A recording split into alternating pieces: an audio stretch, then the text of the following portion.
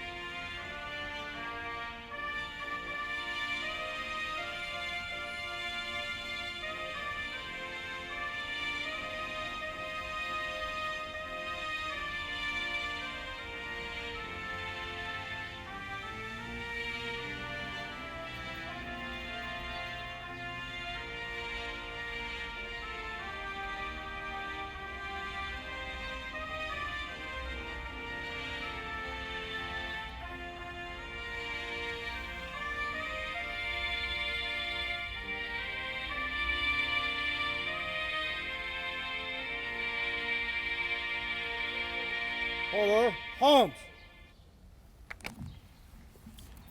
Now, if you'll join me in a short prayer from our Civil War reenactor, Michael Aldrich. This is an old American Legion prayer from a chaplain's book I found. Dear God, on this Memorial Day, may we honor those who died, so we may live in peace. Today we remember our departed loved ones. Those we honor will be a part of our lives forever. Amen.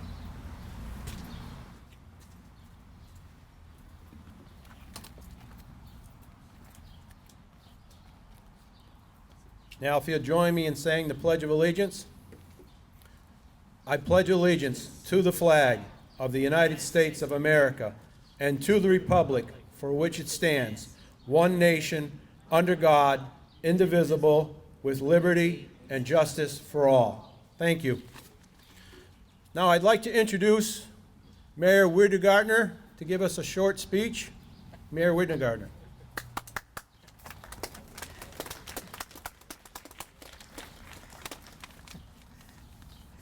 Good morning, everyone. I'm honored to be here today, sharing in this Memorial Day event, honoring our veterans, those of you who are with us, and especially those who have passed. Thank you, Tim, and your staff of the Upper Pioneer Valley Veterans Services for all that you do for the women and men who have served and their families. Your commitment to our veterans is evident every day by your actions. In preparing for this speech, and you noticed he said short, he also gave me an order that I can't speak too long. But in preparing for this speech, I came across this explanation of why we're here on the last Monday of May. Armed Forces Day is for those still in uniform. Veterans Day is for those who hung up their uniforms. Memorial Day is for those who never made it out of their uniforms. We are at a time in our country where we may be as divided as we've ever been since the Civil War. Threats against our freedom can be seen daily. These names etched in stone that surround us here today speak to the strength and bravery of those who served in order to keep us united, however tenuously, for more than 200 years. Today, tomorrow, and for all the days, let us all keep their sacrifices for our freedom in our hearts and minds, even amidst those efforts to divide us. Let us simply say, thank you. Let us also not forget that men and women in uniform right this minute are putting their lives on the line to keep us safe, to keep us united, to keep us free. Let us say thank you.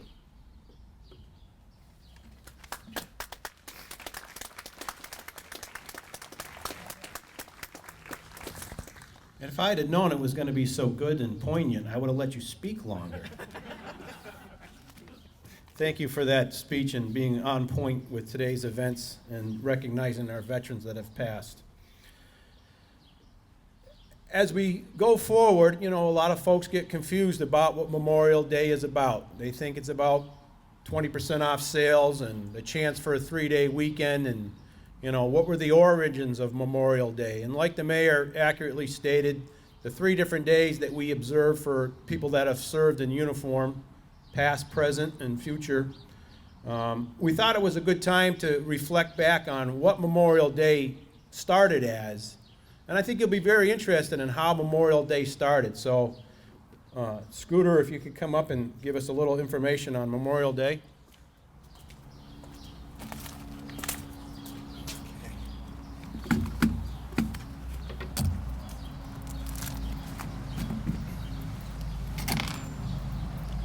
Hello, everybody.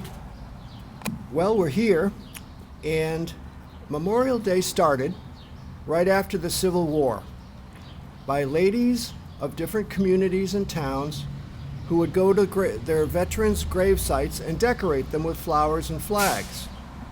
The original flowers were lilacs, so next time you pass a lilac bush, realize that that was the original Memorial Day flower instead of the geraniums that we plant now. And the communities would have different parades and all kinds of different things going on. And then along came my boys, the Grand Army of the Republic. This was a fraternal organization that was organized by Civil War veterans. And they became a very strong political group after the war because most senators and congressmen and future presidents were members of the GAR, which made it very easy for them to acquire battlefields to preserve and create veteran cemeteries. And those battlefields can still be seen today and visited, and they're taken care of beautifully by the Park Service. Now, the GAR post that we had in Greenfield was located in a little Victorian mansion where the courthouse is located today. And they also, for many, many years, did ceremonies and decorated the graves. And they are responsible for our Civil War monument that is located on our town common. Now, a little sort of secret thing about that is the GAR boys were also Freemasons. So if you look at that monument, you will see one of King Solomon's temple pillars. And also on top is a bronze eagle. Now, this is very special because there are only 2 Civil War monuments in the country that have a bronze eagle on top of it. And the other one is in Illinois. Usually a Civil War monument has some variation of a Civil War soldier on it. Another interesting thing on our town common is the Civil War Dahlgren cannon. Now, that was originally located on the front lawn of the post where the courthouse is, and when the fellows passed away and the post was closed, they decided to move the cannon onto the town common. And there's a sort of a story that they pointed it down toward Cheapside so that if the Confederates ever decided to come back, they could shoot it down and get to them. Let's see here. Now, As the years have passed, the GAR has closed, and now we have become the Sons of Union Veterans. I've got one medal here. And we still participate by dressing up in Civil War uniforms and flagging and participating in ceremonies. Now let's beat feet to May 5th, 1868 in Washington. The Grand GAR commander, General Logan, organized the first big observance at Arlington Cemetery. The date was chosen because no Civil War battle was fought on that day, and he didn't want it to be a day of remembering a battle, but he wanted it a day to remember departed veterans. Over 5,000 attended, 20,000 graves were decorated, and our future president, General James Garfield, was the speaker. After that observance and the reporting by the newspapers, Decoration Day caught on. And by 1890, every state had some form of a Decoration Day. Now in 1968, Congress passed the Uniform Monday Holiday Act, which created a holiday for the last Monday in May. And in 1971, it became a federal holiday. So we are here today on the 50th anniversary of the official Memorial Day. So, thank you very much. That's about it.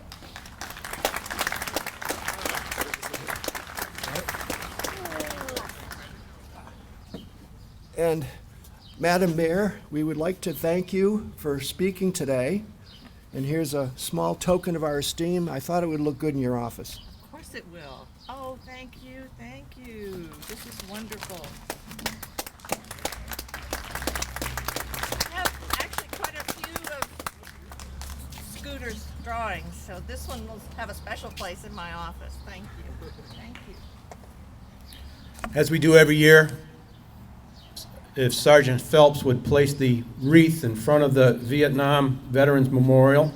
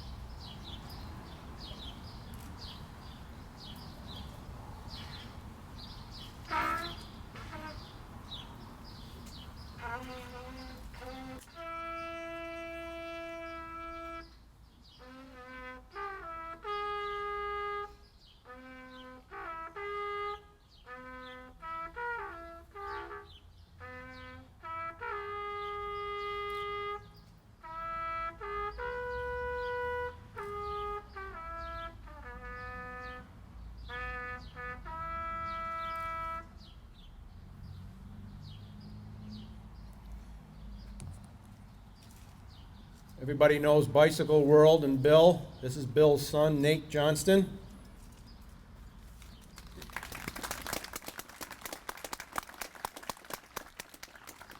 Boy Scout. We also want to thank our Cub Scouts.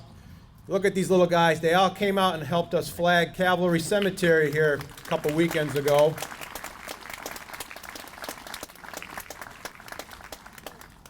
You know, and there's a certain group of volunteers in the community that help us every year.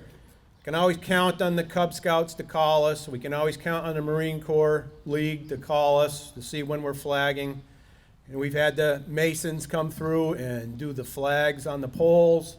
And we've had the Elks, you know, all year long trying to do the meals for veterans. Some of it was to go, some of it was shut down. Hopefully they'll be open again. But I just want to thank the volunteers that continue to come forward and help us, especially during this past year. I know some people were a little put off that we didn't have a parade, but due to the fact that most of our children haven't been vaccinated and they haven't had a chance to practice, it's difficult to have a parade without the community's high school and middle school bands taking part. So we look forward to doing that in the fall.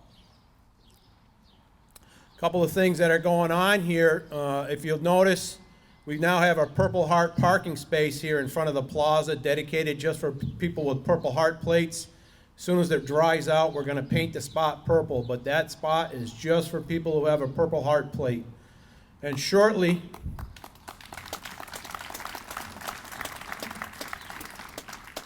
Shortly, we'll be putting forth some changes to the town charter so that veterans with some of the more esteemed plates, Medal of Honor, Silver Star, Bronze Star, Legion of Valor, Gold Star plates will be able to park for free in town as long as they observe the time limit. So if it's a 2-hour time limit, they'll be able to park for free. We just ask that they move at the end of that 2 hours. So you'll see more news on that coming. We also have started a new initiative with the VA based on this past year where a lot of our veterans couldn't get to their health care appointments. We started an initiative where veterans will be able to come into our office and do their telehealth appointments with the VA in our office in a private location, be able to use our computers, our cameras, and still meet with their provider without having to travel down to the VA or travel for a mental health appointment. So you'll see an announcement on that coming. We've got that all set up. We just got to wait for the VA people to be trained, and it's actually up and ready to go as we speak. And the last thing that we have going on here in the community as we try to encompass the whole of Franklin County, you saw the articles in the paper today about the Marine Corps League having a barbecue and their recruiting.